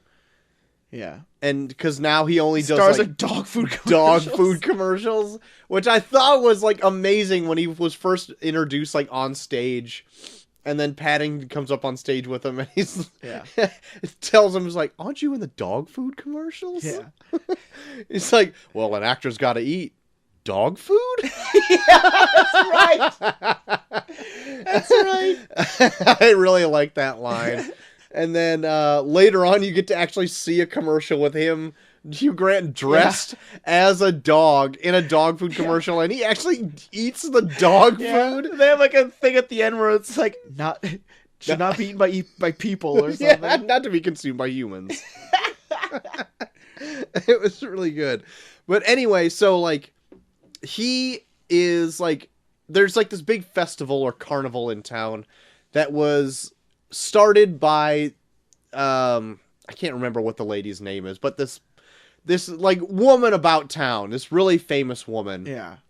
And not only did she start this carnival, but she also is the one who created this pop-up book. Yeah.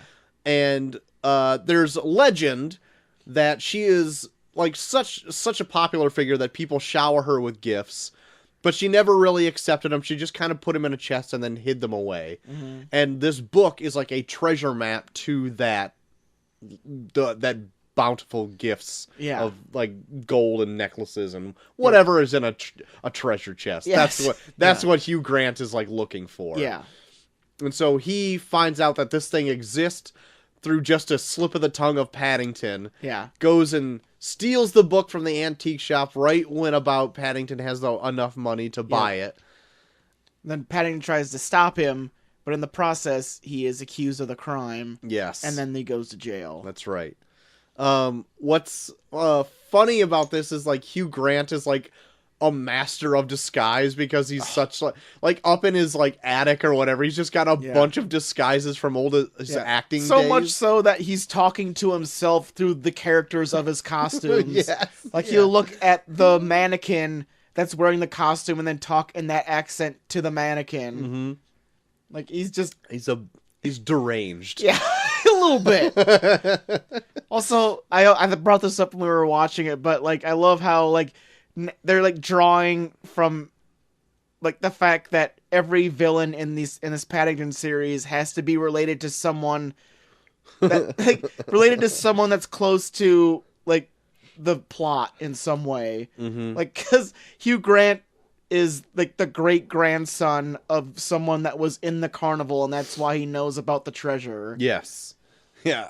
So it's what was the last movie? The Nicole Kidman was was the great granddaughter of the Explorer. the explorer right? that met the bears in Darkest Peru. I kind of want to bring up.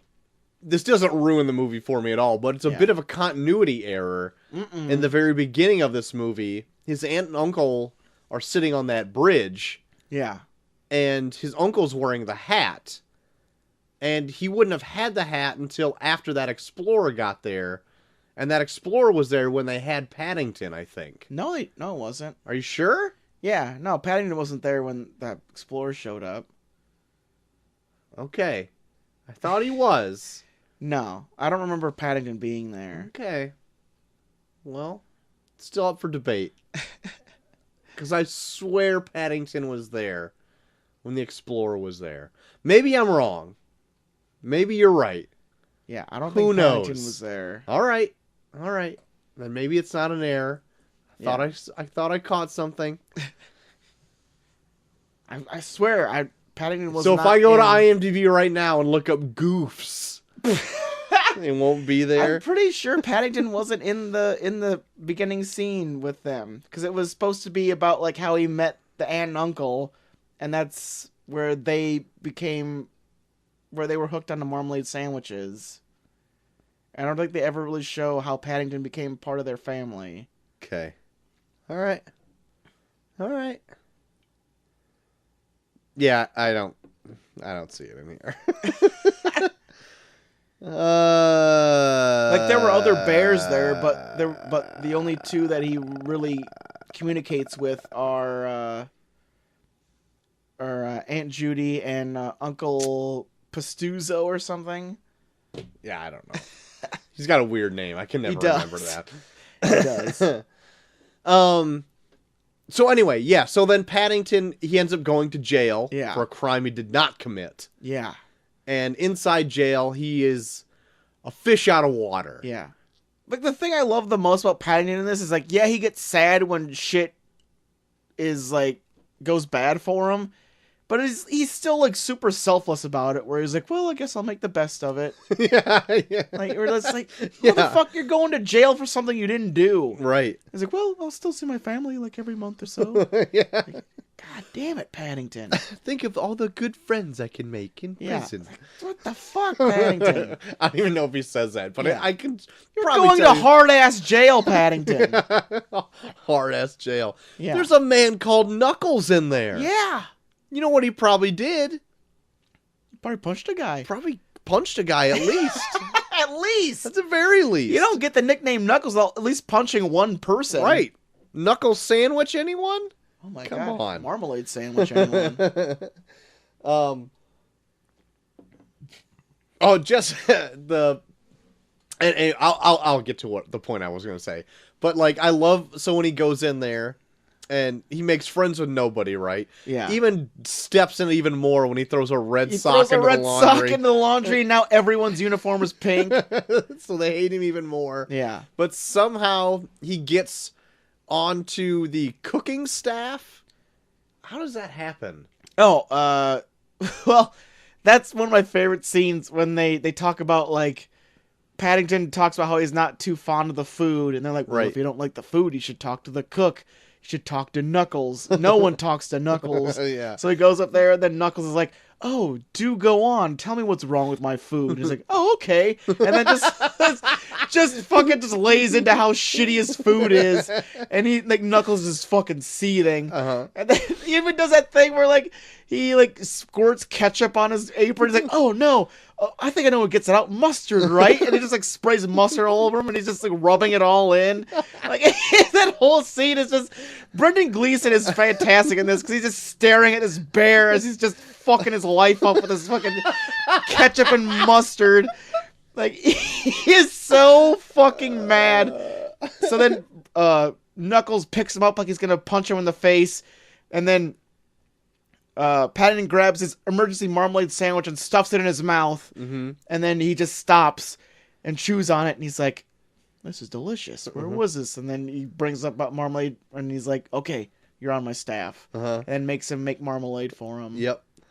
Then they become best of friends in the kitchen after a good hard stare. Yeah. They earn respect from each other. God, I love that.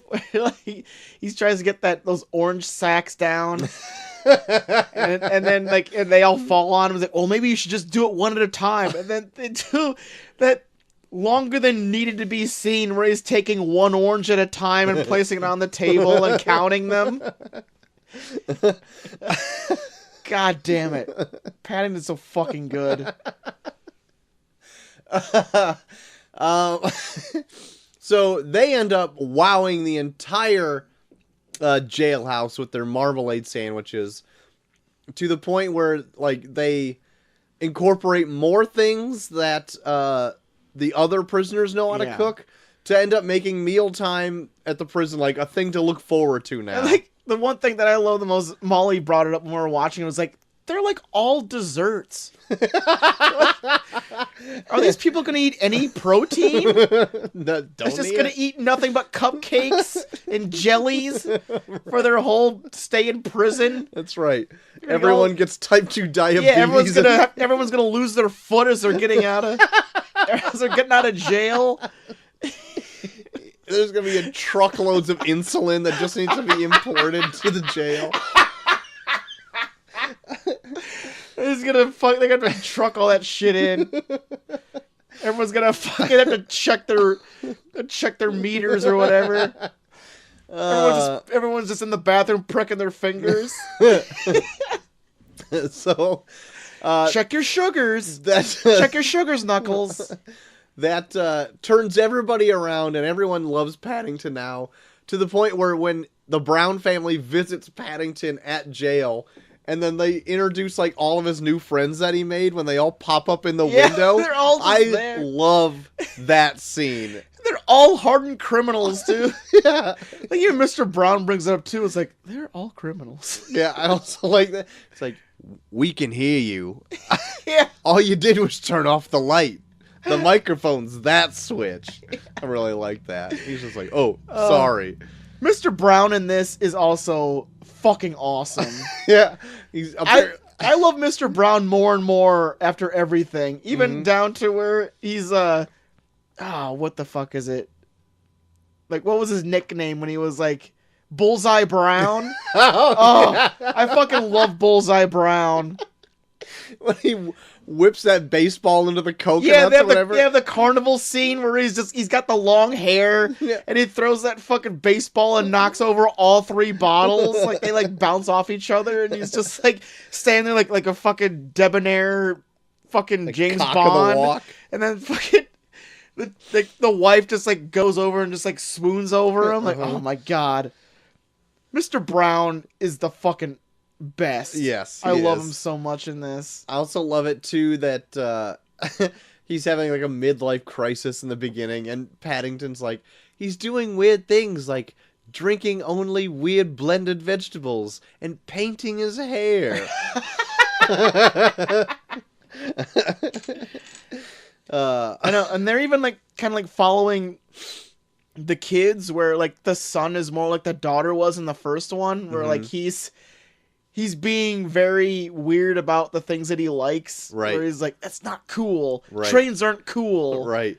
So now everyone calls me J-Dog or whatever it was. Yeah, something like, yeah. And he has to wear weird glowing glasses. Right. The weird slat shades. Yeah. Pretty sweet. And then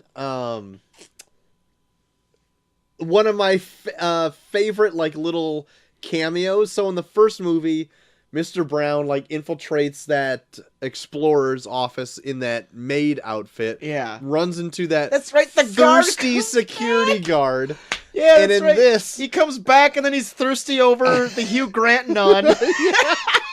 what I found out is that guy's the director of these movies. Really? Yes, Oh and he my just God. like loves reprising this thirsty security guard That's of right. very masculine women. Yes, he just wants to bang a man-looking chick. Oh, it's so good. He's like running after him and trying not to spill his tea at the same time. It's so good.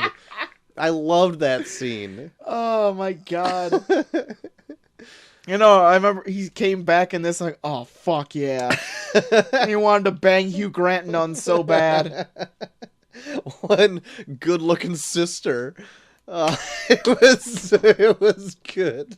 I also love like that whole scene was fucking awesome too, where like Hugh Grant is like trying to evade the security when he's trying to get that letter from the pop-up book, and then like he finally he kind of escapes and then gets down to like into like the church area, and then he turns the nun robe inside out to make it into a priest robe, and then just gets away with, oh my god, it's fucking badass. Yeah, it's really good. Yeah. Everything in this is really well thought out, all Yeah. that kind of stuff like that. I know, like there's a lot of genres they're juggling with in this where none of it feels like it's out of place. Like it's like a caper with Hugh Grant's thing, but then it's kind of like a mystery with the mom trying to catch Hugh Grant. Right.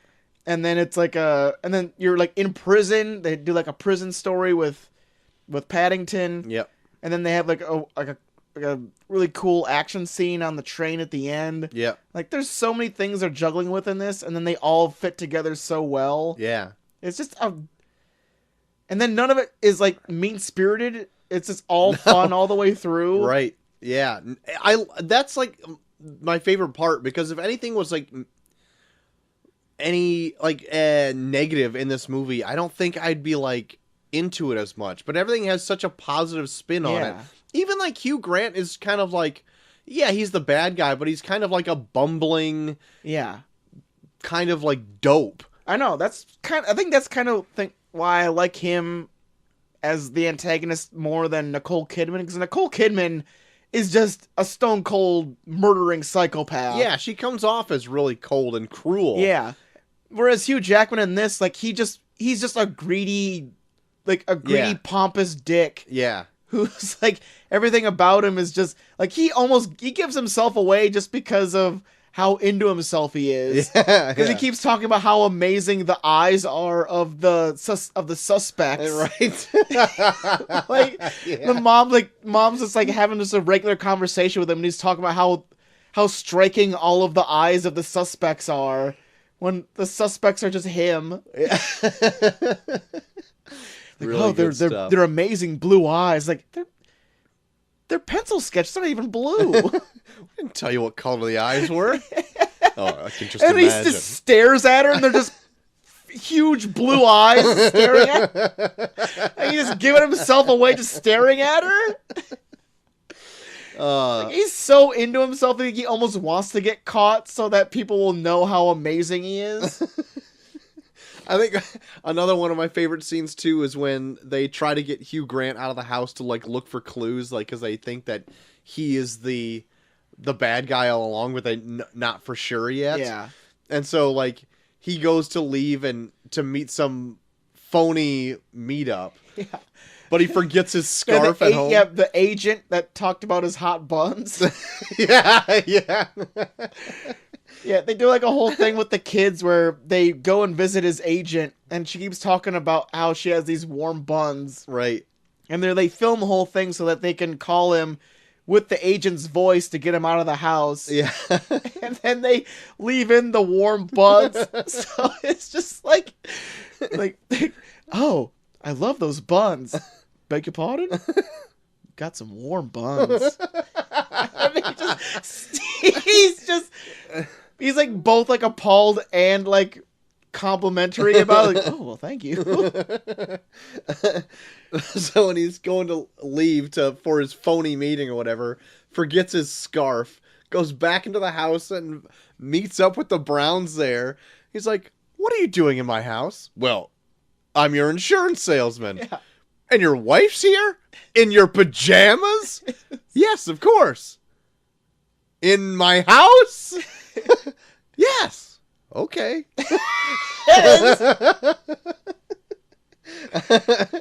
The wife's like, well, everything's in order here. I think we should probably be going. Yeah, just all that like goofy stuff I really like. So anyway, all in all, like near the end of this, this movie pulls a total Toy Story 3 on you too. yeah, it does. Or I was like, what the fuck are they gonna do? Right. So it's like near the end of this train chase.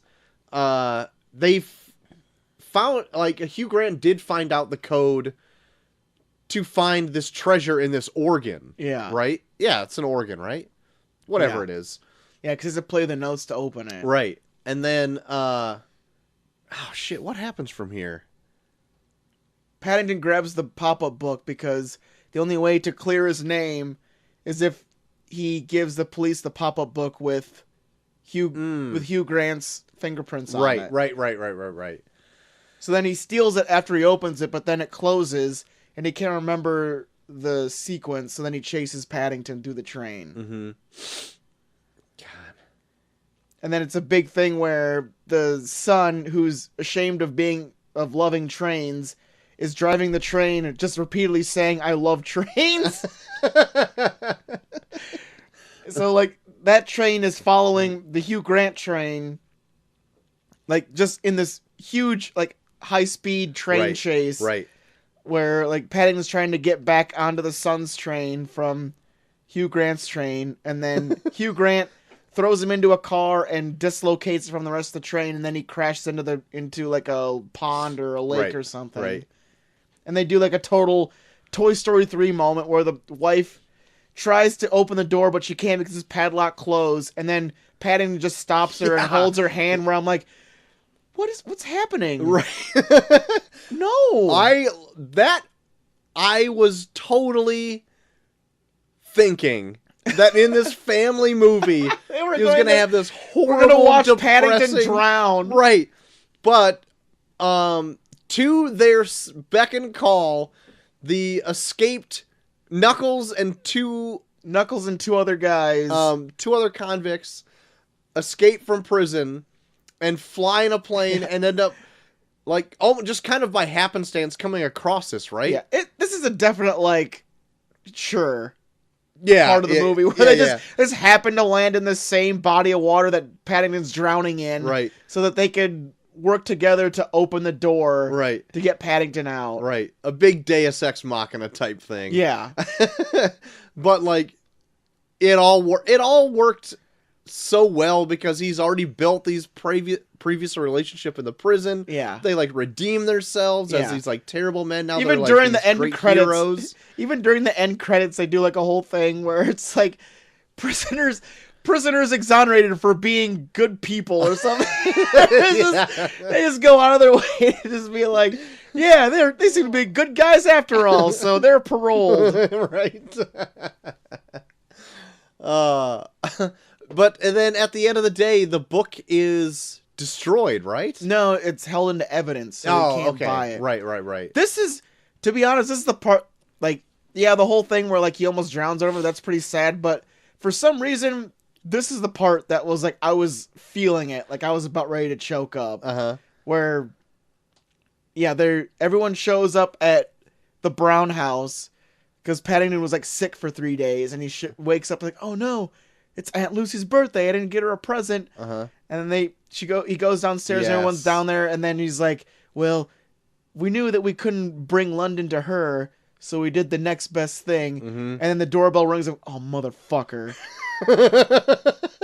I know. Okay, so this is when I watched it for the first time. I'm like, no, they didn't. Yeah. They fucking didn't. Like, his whole walk to the door, I was feeling like I was starting to choke up more. Like, I know. Are you fucking kidding? No. Yes.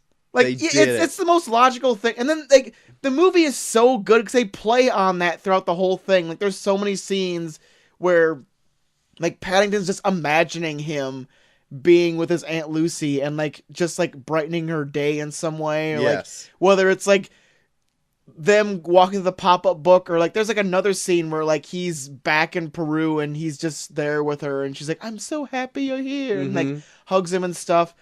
So it's, like, you're, like, aching for them to, like, be back with each other. And then when he fucking opens that door and then he hugs her, I'm like, motherfucker. I literally had a tear running down my face. God when damn he goes, happy birthday, Aunt Lucy. Oh my and God. I'm just like, holy fuck? Like you get that, yeah. Like, and then it's like her 100th birthday too. So like you know that she's probably not going to be on this earth much longer. So you're like, All this of is it. probably this is going to be like one of the last like major times they get to spend with each other. And he loves her so fucking much. It's the perfect storm of love. Yeah. And it hit me so hard in this that I'm like, how could I not love this movie? Like at every the end? terrible thing Paddington goes through in this movie is because he loves his Aunt Lucy so fucking much. Yes. So that when he actually gets the opportunity to see her one more time, when he never thought he'd see her again, I was like, fuck, I'm done. This is it. You literally found the one scene where you did so little, but did so much at the same time. No. I feel like I need to go into the next room and bawl my fucking eyes out. It'd be a point. That's why I want Chelsea and Macy to see this so bad. Just for the best finish Yeah. of a movie that I've seen in a while. Yeah. That totally is the sum of all of its parts. Yeah. Everything's leading to this one moment. Yeah. And it's perfect. It's a small moment. The fact that the movie almost made me watch him die, and yet I got more emotional over him giving his aunt a hug, is I saying know! something. I know. Okay, so in my review for the best of 2018, Chelsea, you need to watch Paddington I 2. saw the end of it. Did you cry? I picture Troy crying. you cannot say you did not get emotional during that. I didn't see the rest of the movie. See that you need to Ah. watch the rest of the movie. It's But all it a was- build. She's a big bear. Yeah. Yeah. She's 100 years She's old. 100 years old. Yeah, spoilers. It's not a spoiler. It says it right in the beginning. Yeah. But no, everything Paddington goes through is for his aunt. And the fact that he did it thinking he'd never see her again. And then he does. And at the she's very never end. seen London. And it's been her dream to see London. Yeah, you are so soft on this movie. I've never seen you connect with a kids movie like this, except for Coco. Coco's still a good movie. It is good. But anyway, all I want is for you to watch this movie with me. And cry. And Macy to watch it and give me a hug at the end Yeah. and not call me by my first name or hit me in the face. She doesn't do that. She did do it today. And she put me through the ringer. Well, So, you know, what love's a fucked up thing. do you do? She loves you. I know she does. But anyway, so that is Paddington 2. That is Paddington 2.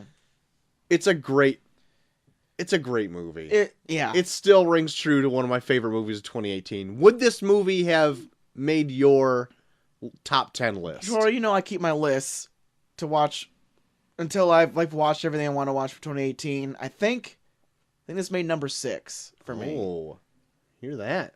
It's good. See it's danger. so goddamn. I know. I'd make fun of myself too, but it literally is so fucking good. Yes, Like it is. it's leaps and bounds better than the first one, I would say. I don't think it's like leaps and bounds better, but I do think it is superior than the first one. Yeah, maybe not leaps and bounds, but I think like even like the things that the first Paddington does, like Paddington 2 takes it and finds a way to make it more emotional and Yeah. like make you connect to it more. Yes, 100%. So what would you grade Paddington 2? Oh, for sure an A+. Yes, A+. It is an A+. Wow. There's a reason it's 100% on Rotten Tomatoes. Yeah. Really? Yes. You keep dogging on this movie. I'm not it's You so hate cute. Paddington, I don't you? hate Paddington. Yeah. I just haven't seen it enough, I guess. I'm a softie. I'm sure I'll get into it. Hmm.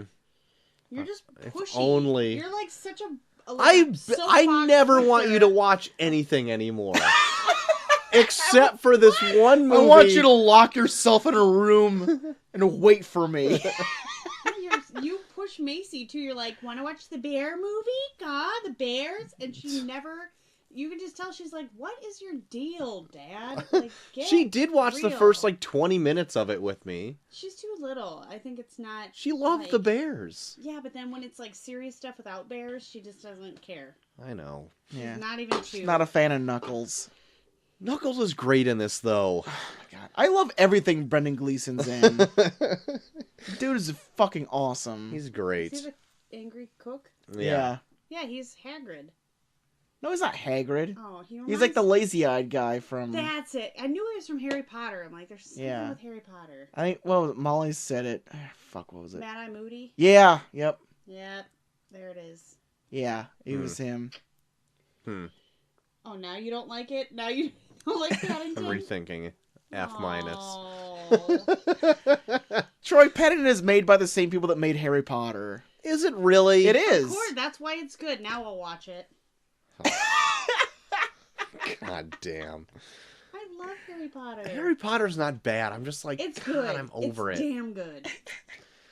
Anywho. I've been saying that, I think, for everything tonight. Anywho. Well, Anything else that you've been into this last week, JT? Well, Troy, I finished True Detective Season 3. whoa. I still have yet to start that. I'm going to say it's pretty close to on par with the first season. Yeah? Oh. I liked it a lot. Second season blew. Second season sucked. Yes. The first one, Was good. I think, is probably still the best. Mm-hmm. But the third one is pretty close to on Really? par with it. Okay. Because I think they go back to that idea of playing with the idea of how a case really messes with the detective throughout his entire career, Uh-huh. especially with playing from 3 different timelines, Mm-hmm. and they even do things to kind of tie it into the first season of True Detective. Oh, okay. So, yeah, it's really good. Freaking Steven Dorff in this Mm-hmm. is awesome. The dwarf? Really? The Yeah. Dwarf Man. Yeah, from Blade. What a dwarf. Yeah. From Blade. Top of the fucking food chain. Yeah. Well, he's not doing shit he's really fucking good in this. All right. And he plays throughout all the timelines too. I don't know, it's just really, really good. Spoilers. Not necessarily a spoiler, but see, Danger, you're screwing me up here. Can't concentrate with you in the room. I did hear that it had a bit of a flat finale. Is that true?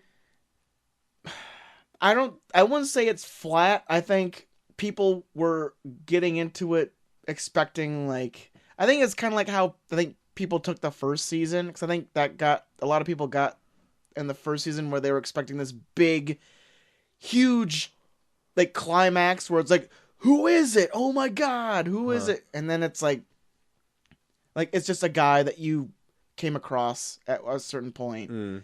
You're the thing I think about the True Detective series is it's not about the case, it's about the detective that's on the case. Mm-hmm. And how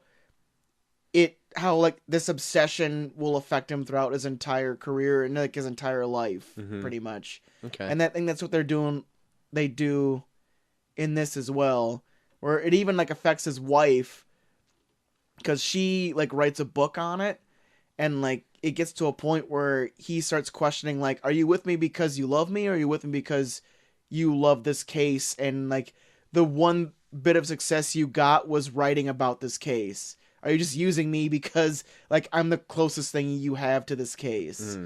So they play a lot with that, which is really interesting, and they play a lot with the relationship between him and his partner. It's just really good. I just really dug it. And like I said, Steven Dorff's really good. The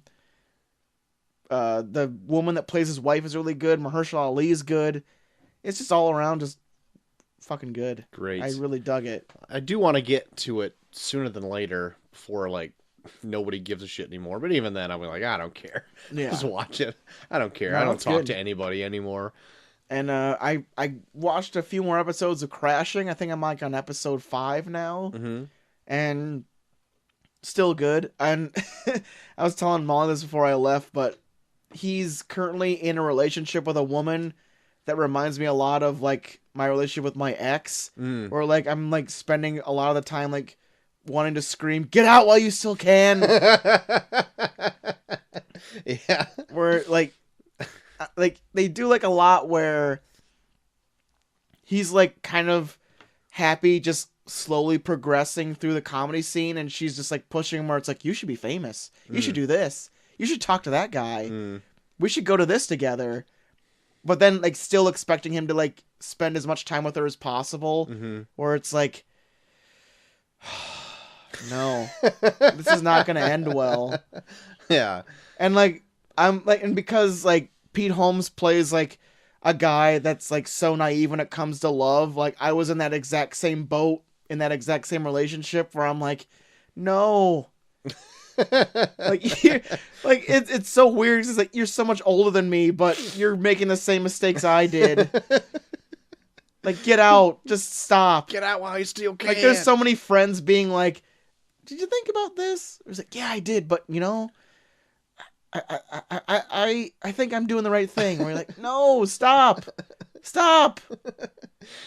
Oh, brother. So still good though. Crashing. It is good. Great. Crashing is good. I liked it when it. I liked that whole first season. I haven't gone back into it yet though.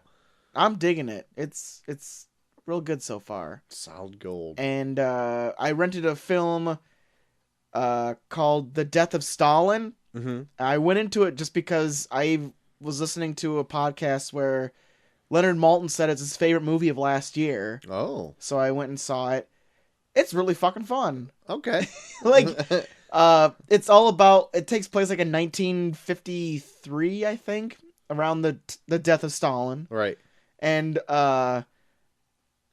it's so good because they play on like the paranoia of everyone that was around him at that time. Where it's like, it's one of those movies where it's funny because it's so absurd, but then when it's all said and done, it goes back to being depressing because you realize that it was probably not too far off from what was really happening. Okay. Like, it definitely plays itself up like a comedy. Yeah. But it's like, the material they play with is dark as fuck. Okay. Like, there's literally scenes where, like, the head of, like, the police force in Moscow, which, like, their sole job was to go out, like, in the wee hours of the night to gather up people to execute in jails. It's like, so, like, the head of the guy is, like, wandering through this prison, like, just, like, talking over regular business stuff while you're hearing gunshots in the background. Shit. But it's, like, all done, like, just matter-of-factly, like, another day on the job. But, like, the whole movie is so funny just based on the fact that everyone is so paranoid that nothing gets done.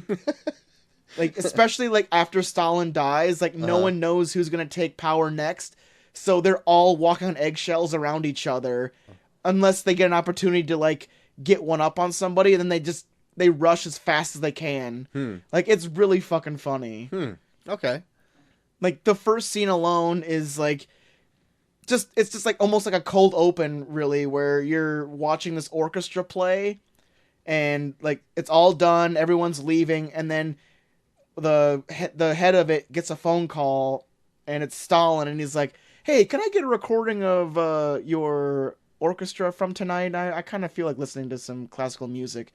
And the guy's like, oh, fuck, did we record it? And they're like, no. So he's like, he rushes out and, like, locks the doors and keeps as many people in as he can, and then realizes, like, half the stadium's empty. So then he hires someone to bring in as many villagers as possible that are just wandering the streets. And then the conductor, like, gets injured or, like, passes out or something, so they, like, go across, they go throughout town to find the nearest conductor to conduct this orchestra so they can do the entire show over again at 11 o'clock at night. Jesus. So they can record it so they can send it to Stalin. That's how paranoid everyone was. Holy shit. Like, it's like that kind of tone, it like plays up throughout the whole fucking movie. It's pretty hysterical. Okay. And Steve Buscemi plays like Khrushchev. Okay. So it's like it's a fun movie. I would definitely suggest it. Okay. Sounds good. Yeah. Shit, if Leonard Maltin gives it his praise, Yeah. that's for me. Leonard Maltin's my homeboy. I don't know if I've ever told you Oh, that yeah, before. you guys are close? Yeah, that's right. Call him Lenny. That's right. Len boy.